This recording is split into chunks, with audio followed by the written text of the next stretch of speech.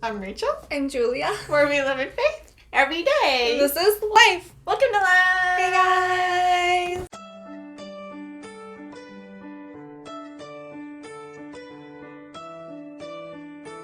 Loyalty.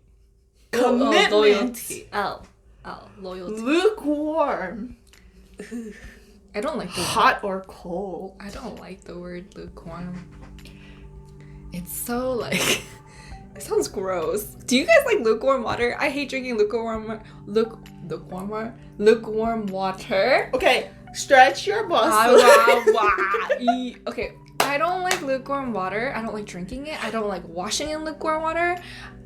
So you like hot water? Hot or cold. It's Really? one or the other. You like cold showers? Uh-huh. It's either one or the other. There's no such thing as lukewarm. I don't like it. It feels weird. Because I remember I went to like this is all going off topic, but I went camping and literally the water is just lukewarm. It was like almost close to your body temperature, And right? I'm like, this feels weird. Like I'm like, ugh. Like I feel gross. It feels like I'm in like this dirty like lake. Yeah. That's been sitting there. I went to Cambodia, right? Uh-huh. And unfortunately in Cambodia, there's no such thing as ice. And you know how that's all I drink is ice water, even when it's like dead winter? I thought I was gonna die. Oh my gosh. Like, I thought I was gonna go crazy because like the water was always like lukewarm and it was really disgusting. No. But anyways, okay, the reason why we're talking about this, right, is because I think a lot of these words are so thrown around, making people kind of go, oof, I don't want to be anywhere around that, you know? When God says to commit, right, in the Bible, or when God says don't be lukewarm, it's like make a decision, you know? Or like when you are getting married, you're committing to that person because you choose to commit to that person. And she was talking about it. She was like, loyalty. And even just the word loyalty just kind of made me go, oof. Like, it's just too much. I feel like it's a lot of like pressure and burden. And I mean, here's the thing. We're not saying like, oh, so we're trying to get to like, oh, well, do we have to commit to God? Do you have to be loyal to God? And yes, you should. But again, I feel like it's free will. And that's what he wants for us. So why do we have to hear from other people saying you need to have a commitment? Sorry.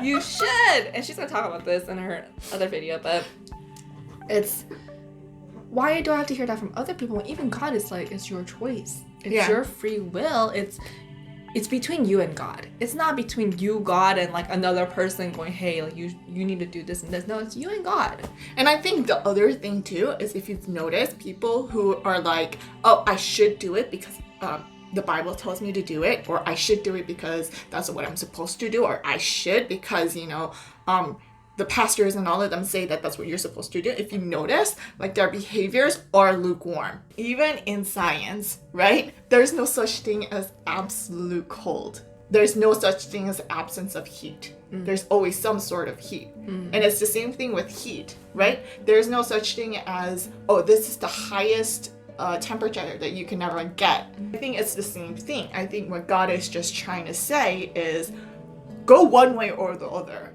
You either distance yourself because that's what you choose, or you either try to get closer because that's what you choose. You can go back and forth, absolutely. But the problem is, the issue is, are you going in one direction? Or are you just staying in the middle, just like going with the flow? Right. I mean, that's okay too, because you might not know what you're like trying to do. They have no decision of their own. They have no power of their own. They don't choose for themselves. It's like they're like literally robots just following along and just going along. Make your own like opinion, have your own opinions, make your own choices. That sort of thing, yeah. You know? I mean, okay, I get it if you don't know because you're trying to figure it out yourself, but at least they're trying to figure it out. But if they're not trying and they're just going with it, then I think that's where God has a problem. Because he can't work with that. Right. I feel like, again, this comes with communication. And that's where it's important to keep communicating with God. You know, however you communicate with God, whether it's just talking to him, praying to him, or, you know, just spending time in his word. I don't know, whatever it is. I personally just talk to God, like, God, like, I express how I feel and kind of just let him know this is my state right now. But that doesn't mean I don't love you and I don't know that you love me, because I do know that. And I feel like people are like, why, like, you know, sometimes they're like, oh, if I can't commit to God, then I can't talk to him, because, you know, I'm like, no, he wants you to just be who you are. You know, from there, that's the start. And then he's going to help you grow. Right. But if you're just kind of like, yeah, I don't even want to talk to him. Right. Because I'm just a sinner. So, like, no. I think there's that fear of, like, that commitment word. And that's because, I'm so sorry, but, like, that's because so many elders, pastors, like, all these, like, people are just telling these people in that way, like, making God, like, portraying him in the wrong way. Yeah. And I really don't like that. It's almost like this is God wants you to be a robot, the way pastors and leaders kind of portray God. You have to be perfect. But that's not the case, because No. when we started our relationship, the start was perfect. Right. And the process was perfect.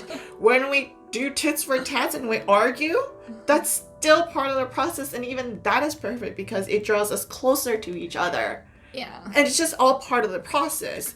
You have to know how, like, and also, is this relationship important to you? Then you're going to try and make it work, right? I'm doing something wrong against God. I still want this relationship, so I'm going to try my best to try to make it up, or, like, try to, like, work it out with God. Talk to God about it. Hey, God, this is my problem right now, and I'm trying really hard to, like, fix it. And you would do this with any relationship. This is common sense, I feel like. And people in church make it into something else. So people are, like, a little bit kind of brainwashed from it. Yeah. Almost. They're like, oh, no, I have to do this. Of course I should do this. You should. You should, yeah. But that's the ideal. You know? You have to actually sincerely want it yourself. And it's not even just sincerely wanting it, right? Wanting it is one thing. But if you let God mold you, then you're going to naturally be the way God wants you to be. And that's exactly what God wants. Be you. Sorry. Just be you, okay? Like, I think that's super important. It's about the relationship, guys. It's about creating that relationship with God. The Bible is just there to help you create that relationship with God through other people's relationships throughout the entire Bible. They're all talking about their relationship with God. They're all talking about the mistakes that they had with God. They're talking about the good times that they had with God. They had times where they doubted God. I mean, all of these things was just part of the process of the relationship that they had. If it was super perfect, why would they put their own flaws into their own writings? You know what I'm saying? Like Job, he argued with God. For, like, 50-something chapters. Yeah. But yet, people nowadays, all, like, you know, leaders, elders, pastors, they make you, like, no. Or fellow Christians. You make a mistake, they're like, you're a sinner. You're wrong. You're wrong. You're making the biggest sin, or you've sinned. Well, guess what? By you telling me that it was wrong, you judged me, and that's a sin too. Before, I knew of Julia, okay? And I knew her, right? But I didn't know her. So I was just like, oh, I know Julia. I've seen her a few times. Yeah, she does this and she does that. Yeah, I remember she was like a little kid. And then I meet her later on. I'm just like getting to know her as a person, right? And then our relationship started. Before, that wasn't a relationship. That was a really good example. Yeah. It's like that with us and God. Yeah, that's more like, oh, I know of him, but I don't really have a true relationship with him. So I don't know what kind of person he is. Yeah. And it's the same thing with her, right? Even me, I'm trying to, like, learn about myself. I'm trying to understand myself. So I have to do a lot of self-searching and be like, oh, okay. Oh, I didn't know that's how I was, right? And it's the same thing with Julia, right?